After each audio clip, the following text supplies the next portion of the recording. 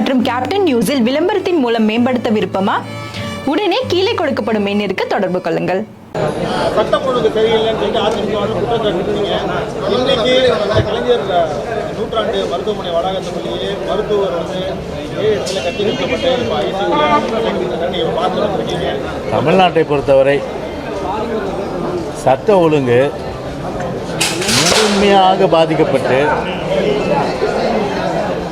ஒரு சாதாரண குடிமகனிலிருந்து பல்வேறு துறைகளை சார்ந்தவர்கள் கூட தினந்தோறும் வந்து சமூக விரோதிகளால் தாக்குதலுக்குள்ளாகப்படுவதும், அது மட்டுமல்ல வெட்டு, குத்து, கொலை, கொள்ளை, கற்பழிப்பு, பாலியல் பலாத்காரங்கள், ஆள் கடத்தல், இதெல்லாம் வந்து சர்வசாதாரணமாக இந்தியாவிலேயே ஒரு முதன்மை மாநிலம் என்று சொன்னால் தமிழ்நாட்டை தான் நம்ம நிச்சயமாக சொல்லி ஆக வேண்டும். நேற்றைக்கு கூட திருவற்றூரில் ஒரு மூதாட்டி, ஒரு இல்லத்தரசி ஒரு நகைக்காக படுகொலை செய்யப்பட்ட அந்த கொடூர கொலையை நீங்கள் பார்த்துருப்பீங்க. அதேபோல் ஊடகங்கள், ஊடகங்களை பார்த்தாலும் சரி, பத்திரிகை திருப்பினாலும் சரி, கொலை, நான் சொன்ன இந்த சம்பவங்கள் எல்லாம் வந்து தினந்தோறும் வந்து எப்படி வந்து ஒரு தங்கத்தினுடைய விலை இந்த மார்க்கெட்டில் இந்த ரேட்டு மாதிரி டெய்லியும் பார்த்தினா இதை போகிற ஒரு மக்களுக்கு பாதுகாப்பு இல்லாத சட்ட ஒழுங்கு சீர்கெட்டிருக்கிற நிலைமை தினந்தோறும் பத்திரிகை ஊடகங்கள் வாயிலாக அறிய முடிகின்றது. ஆட்டை கடித்து, மாட்டை கடித்து, மனுஷனை கடித்த கதையாக ஒரு உயிரை காக்கின்ற ஒரு புனிதமான அந்த மருத்துவ தொழிலில் ஈடுபட்டிருக்கின்ற மருத்துவர்கள், அவர்கள் மீதான தாக்குதல்கள், இதை ஏற்றுக்கொள்ள முடியாது எந்த நிலையிலும். ஏனென்று சொன்னால் ஒரு உயிரை காக்கின்ற மருத்துவருக்கே, அவருடைய உயிருக்கே ஒரு பாதுகாப்பு இல்லாத ஒரு சூழ்நிலை என்று சொன்னால் இதை எங்கே போய் சொல்வது? இப்படிப்பட்ட நிலைமை வந்து தமிழ்நாட்டிலே இன்றைக்கு இருக்கின்றது. அது குறிப்பாக இந்த கிண்டி அரசு மருத்துவமனையில் மெடிக்கல் ஆன்காலஜிஸ்டாக பணியாற்றுகின்ற திரு பாலாஜி அவர்கள் இன்றைக்கு ஒரு கத்தி குத்துக்கு ஆளாகி இன்றைக்கு அவர் வந்து மருத்துவமனையில், இதே மருத்துவமனையில் அனுமதிக்கப்பட்டிருக்கின்ற நிலைமையை பார்க்கும்போது நிச்சயமாக மனம் எந்த அளவுக்கு வேதனைப்படுகிறது என்பது தமிழ்நாட்டு மக்களும் சரி, எங்களுடைய உணர்வும் சரி, அதே போன்ற கழக பொதுச்செயலாளர் அவர்கள் உடனடியாக அதை பார்த்துவிட்டு நீங்களெல்லாம் போய் சென்று அவருக்கு ஆதல் கூறி எப்போதும் உங்கள் மருத்துவர்களோடு நாங்கள் இருக்கிறோம் என்ற அந்த தைரியத்தை சொல்லி வர சொன்னார்கள். எனவே அந்த ஒரு அடிப்படையிலே நாம் போய் பார்த்தபோது அந்த நடைபெற்ற அந்த சம்பவத்தை கேட்டோம். அந்த தாக்குதல் செய்தவன், அதாவது கத்தியால் வந்து குத்தியவன், அவன் வந்து வரானா, அவனையே அவன் செக் பண்ணல. நீங்கள் முதல்ல ஆயுதத்தோடு ஒரு ஹாஸ்பிட்டலில் வர முடியுமா? ஹாஸ்பிட்டலில் ஆயுதத்தோடு மருத்துவமனையில் வராப்புல. அதன் பிறகு மருத்துவர் இருக்கின்ற அறைக்கு போகிறார். அங்கே போய் உள்ளே போய் அவரை போய் கண்ணாப்பினா என்று அந்த ஆயுதத்தை கொண்டு வெட்டுறார் அவர். இன்றைக்கி வந்து பார்த்தீங்கன்னா அவருடைய அந்த நிலை பார்த்தீங்கன்னா இன்றைக்கு மருத்துவமனையில் அனுமதிக்கப்பட்டிருக்க நிலை.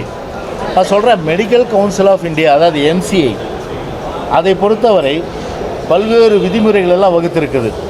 ஒரு மருத்துவமனையில் வந்து ஒரு மருத்துவர்களுக்கும் சரி, மருத்துவத்துறை சார்ந்த பணியாளர்கள், குறிப்பாக செவிலியர்கள், அதே போன்ற பல்வேறு வகையில் வந்து வேலை செய்கிறவங்க, அவங்களுடைய அந்த வேலை பாதுகாப்பு, உயிர் பாதுகாப்பு அளிக்கப்பட வேண்டும் என்ற அந்த விதிமுறைகள் எல்லாம் வந்து தெளிவாக வகுத்து கொடுத்துருக்க நிலையில் இந்த விடியாத இந்த ஸ்டாலின் அரசாங்கம் என்ன நடவடிக்கை அதன் மீது எடுத்தது? ஒரு நடவடிக்கை எடுக்கவில்லை. விளைவு என்ன? இன்றைக்கி யார் உயிர் போனாலும் என்ன, யார் குத்துப்பட்டாலும் என்ன, வக்கீலுக்கு பாதுகாப்பு இல்லை, பொறியாளர்களுக்கு பாதுகாப்பு இல்லை, மருத்துவருக்கு பாதுகாப்பு இல்லை, பொதுமக்களுக்கு பாதுகாப்பு இல்லை. இன்றைக்கி எல்லோருக்குமே பாதுகாப்பு இல்லாத ஒரு தமிழ்நாட்டிலையும் சரி, ஒரு உலகம் முழுவதும் வாழுகின்ற எந்த குடிமகனாக இருந்தாலும் சரி, இந்திய குடிமகனாக இருந்தாலும் சரி, தமிழ்நாட்டில் இருக்கிற குடிமகன் என்ன எதிர்பார்ப்பான்? 2 விஷயம் எதிர்பார்ப்பான். ஒன்று, அடிப்படை கட்டமைப்பு வசதி அந்த அரசாங்கம் ஏற்படுத்தும், அதில் ஃபெயிலியர். இன்னொன்று, ஒரு சட்டம் ஒழுங்கு, நிம்மதியாக வீட்டுக்கு திரும்பி வர முன் அந்த அளவுக்கு ஒரு சட்ட ஒழுங்கை பராமரித்து மக்களுடைய உயிருக்கு உடைமைக்கு ஒரு பாதுகாப்பை உத்தரவாதத்தை அளிப்பது தான் ஒரு அரசாங்கத்துடைய பிரதான கடமையாக இருக்கணும். ஆனால் அதில் டோட்டல் ஃபெயிலியர் இந்த கவர்மெண்ட். யாருக்கும் பாதுகாப்பு இல்லை. விளைவு பாருங்கள், இன்றைக்கி உயிரை காக்கின்ற மருத்துவரை இன்றைக்கி தாக்குதலுக்குள்ளாகி, இன்றைக்கி கத்தி குத்துக்கு ஆளாகி இன்றைக்கு வந்து மருத்துவமனையில் இன்றைக்கு அனுமதிக்கப்பட்டிருக்காங்க. கருணாநிதி பேரை வச்சா போதுமா? இந்த நூற்றாண்டு விழா கருணாநிதி பேரில் வச்சுருக்கீங்க. நீங்கள் பேரை வைக்கிறது மட்டும்தான் ஸ்டாலினுடைய வேலை. எங்கே போனாலும் ஒரு கருணாநிதி பேரை வைக்கிறது, ஒரு சிலையை வைக்கிறது, ஒரு மாலையை போடுறது. ஆனால் விதிகள் படி முழுமையான அளவுக்கு சட்டத்தின்படி பாதுகாப்பு வழங்கப்படுதா என்றால் இன்று ஸ்டாலின் அரசாங்கம் வழங்கவில்லை. எனவே அதனுடைய உச்சக்கட்டமாக இன்றைக்கு மருத்துவர் மீதான தாக்குதலை நிச்சயமாக அனைத்து இந்திய அண்ணா திராவிட முன்னேற்ற கழகம் ஏற்றுக்கொள்ளாது. எதிர்காலத்தில் இது போன்ற தாக்குதல்கள் மருத்துவர் மீது வராத வண்ணம் முழுமையான அளவிற்கு பாதுகாப்பு கொடுக்க வேண்டியது அரசாங்கத்துடைய கடமை. ஆனால் இந்த ஸ்டாலின் அரசாங்கம் அது செய்யுமா என்றால் நிச்சயமாக அது செய்யாது. எனவே இன்றைக்கு நம்மை நாம் பாதுகாத்து கொள்ள வேண்டும் என்ற வகையில் தான் இன்றைக்கு தமிழ்நாட்டிலே எல்லோரும் இருக்கின்ற ஒரு நிலைமையில் இருந்து கொண்டிருக்கின்றோம். எனவே அந்த வகையில் எங்களுடைய கண்டனத்தை முழுமையாக இந்த அரசாங்கம் தெரிவித்து மருத்துவர் விரைவிலே குணம் பெற்று அவர் திரும்ப வேண்டும், பழையபடி அவர் மருத்துவ சேவை செய்ய வேண்டும் என்ற வகையிலே அவர் இடத்துல சொல்லி அவருக்கு தைரியெல்லாம் சொல்லி வந்திருக்கிறோம். ஏன்னா மீதி விவரங்களை நம்முடைய முன்னாள் சுகாதாரத்துறை அமைச்சர் அவர்கள் இப்பொழுது அவர் கூறியது குறித்து அந்த கருத்துக்களை சொல்வார்கள். பாதிக்கப்பட்ட மருத்துவரை நேரடியாக அண்ணன் பொதுச் செயலாளர் எடப்பாடியார் அவருடைய உடனடியாக போய் பார்த்து நீங்கள் முதல்ல மருத்துவருக்கு தைரியம் சொல்லுங்கள் அப்படின்னு சொன்னாங்க. இங்கே எல்லோருமாக நாங்கள் அங்கே தைரியம் சொன்னோம். அண்ணன் அவர்கள் சொன்னது போல், அண்ணன் ஜெயக்குமார் அவர்கள் சொன்னது போல் அவருக்கு பார்த்தீங்கன்னா கடுமையான காயம். அது பொதுவாக நீங்கள் நல்லா இருக்காருன்னு இப்போ அமைச்சர் சொல்லிட்டு போகிறாரு. நான் கேட்டேன் எத்தனை இடத்துல காயம்னு கேட்டால் அவருடைய கழுத்தில் காயம் ஏற்பட்டிருக்கிறது, அதோடைய தலையில் 2-3 இடத்துல காயம் ஏற்பட்டிருக்கிறது, அதே போல் காதில் இயர் லோபில் காயம் இருக்குது. எல்லா இடத்துலையும் மல்டிபிள் சூச்சர்ஸ் போட்டிருக்காங்க, எல்லா இடத்துலையும் சூச்சர் போட்டிருக்கிறாங்க. ஏற்கனவே இந்த மருத்துவர் எனக்கு நன்றாக தெரியும், ஒரு துறையில் மூத்த, அவர் தான் HOD மெடிக்கல் ஆன்காலஜியில் புற்றுநோயுடைய மூத்த மருத்துவர். அது மட்டுமல்லாமல் அவர் ஏற்கனவே இருதய சிகிச்சை பெற்றிருக்கிறாரு. இன்னொன்று பேஸ்மேக்கர் பொருத்திய மருத்துவர். அவரை ஒரு கொடூர தாக்குதல் இங்கே எப்படி ஒரு மருத்துவமனையில் நடந்தது தான் எங்களுக்கு ரொம்ப ஒரு ஆச்சரியமான விஷயமா இருக்குது. இன்னொன்று இட்ஸ் வெரி வெல் பிளான்டுங்க. அதாவது ஏதோ எதேச்சையாக நடந்த ஒரு வாக்குவாதத்திலேயோ ஒரு எதேச்சையாக நடந்த ஒரு உணர்ச்சிப்பட்டு நடக்கலை. இது ஒரு திட்டமிட்ட கொலை தாக்குதலாக தான் இதை பார்க்குறோம். அது மருத்துவமனை வளாகத்துக்குள்ளே நடந்திருக்கிறதா எப்படின்றத கேட்குறோம். அது திட்டமிட்ட கொலைதெல்லாம் கத்தி அவர் எடுத்துகிட்டு மறைச்சி வச்சுருந்து ரூம்குள்ளே போய் ஒரு மருத்துவரை தள்ளி அது உள்ளார பல தாக்குதல் நடத்தி பல இடங்களில் காயப்பட்டு இப்போ எல்லா இடங்களையும் சூச்சர் போட்டுக்கிறார். ஸ்டேபிளாக இருக்கார், இருந்தாலும் கூட அவர் தீவிர சிகிச்சை பிரிவில் இருக்கிறாரு.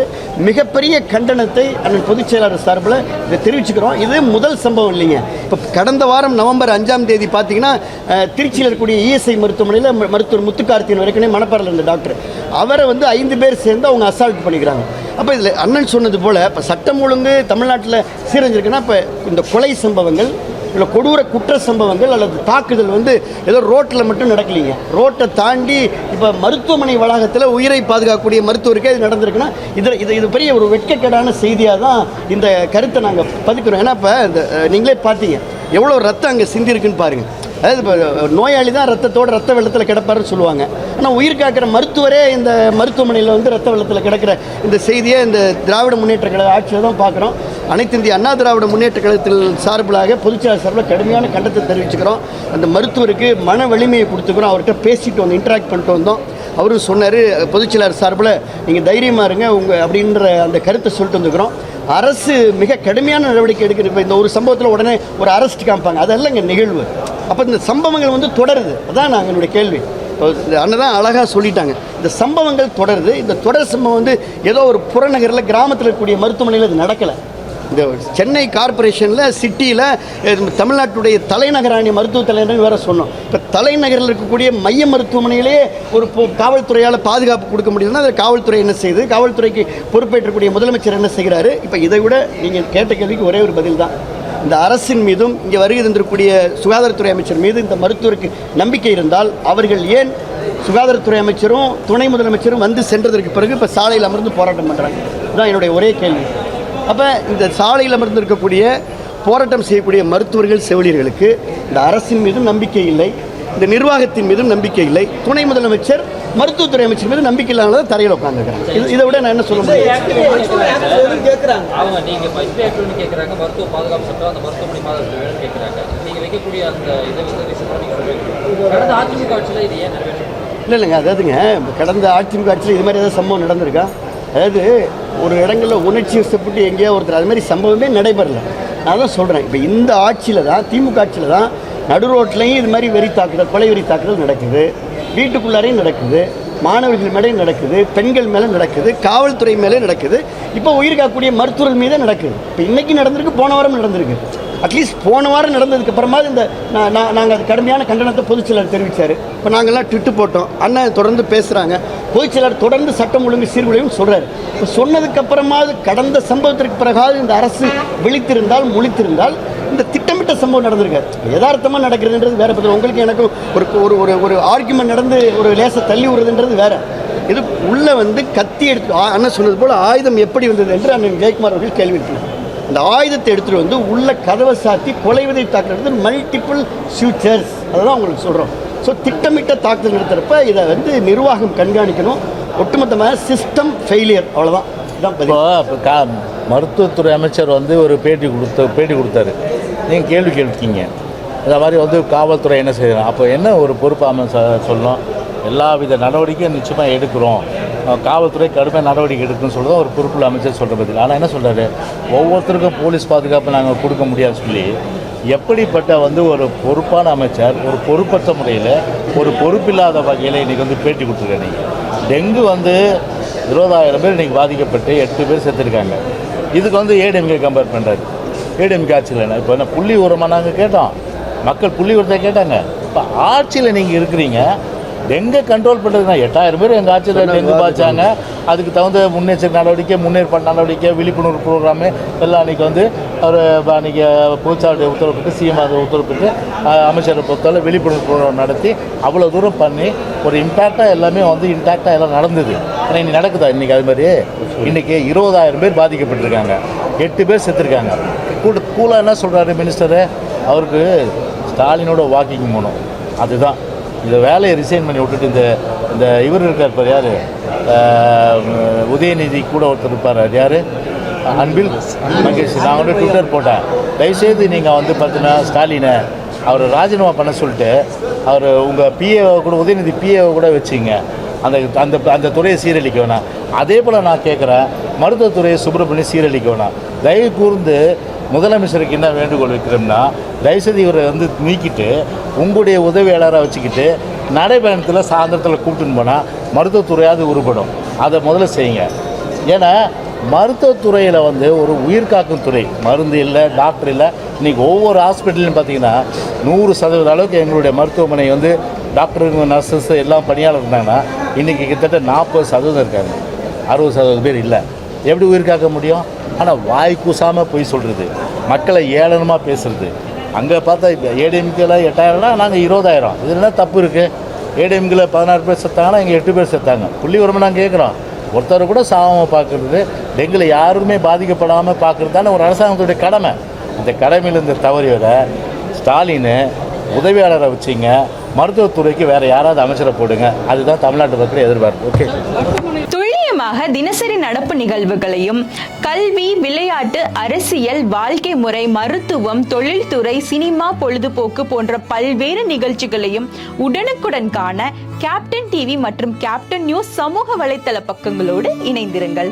உங்கள் வணிகத்தை கேப்டன் டிவி மற்றும் கேப்டன் நியூஸில் விளம்பரத்தின் மூலம் மேம்படுத்த விருப்பமா? உடனே கீழே கொடுக்கப்படும் எண்ணிற்கு தொடர்பு கொள்ளுங்கள்.